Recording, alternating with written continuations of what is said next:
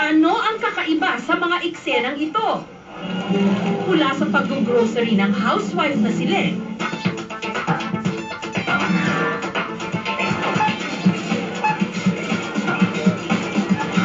sa pag-take out niya ng pagkain, hanggang sa pamimili niya sa bangketa.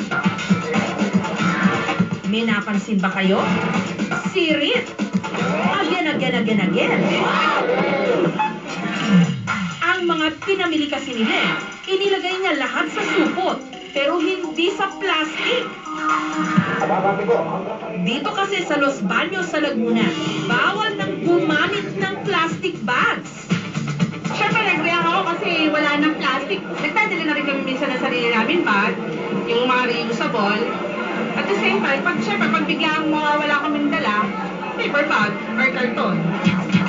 Setyembre pa ng nakaraang taon, nung ipinatupad ang no plastic policy sa buong Los Baños. Minsan na raw kasing humantong sa nakakaalarmang sitwasyon ang tambak ng basura rito. Ang salarin, plastic. Dito, hinit na talaga namin yung main source noong problema. The whole area is puno na ng basura. At talagang very alarming. At makikita mo sa gabi, kala mo may pag, pero actually, yun ay usok galing dito sa dump site. Ngayon, mula sa maliliit na tindahan hanggang sa mga supermarket, puro supot o paper bags ang ginagamit para raw mas maging environmentally friendly. Hindi siya pang gulo dun sa house namin. Kasi siya Mas convenient siyempre kung dadalahin, mas mabuti yung plastic. Kasi ito, pwedeng madaling mapilas. Ang mga plastic kasi, inaabot ng 1,000 taon bago matunaw. Kaya laging nagiging tambak lang ng basura. Kapag sinunog, nagbubuga naman ng toxic gases. Kaya't umaksyon agad sa isyong ito ang pamahalaan ng Los Baños. Sa simula lang naman daw naging mahirap para sa mga may-ari ng tindahan ang no plastic policy. Sa simula, it was really difficult. Well, now, people can now adjust. Sa ngayon, it's our way of life. Nung una po nagagalit sila, siyempre po pinaliliwanag namin kung ano yung sinusunod din namin yung namumuno sa amin. Kaya, payag na rin po sila.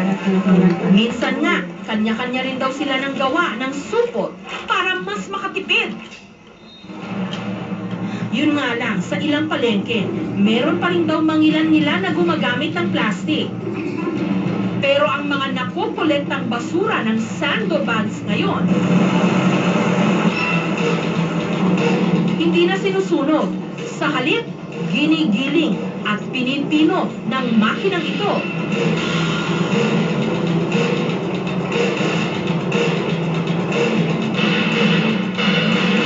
Hanggang maging hollow blocks. Ang hero.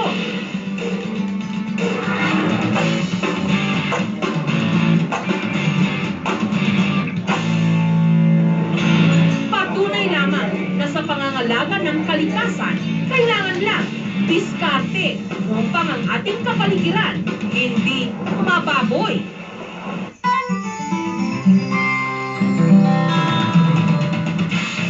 Susunod, ang mga patrol car ng Makati, pinapatakbo ng puting oil.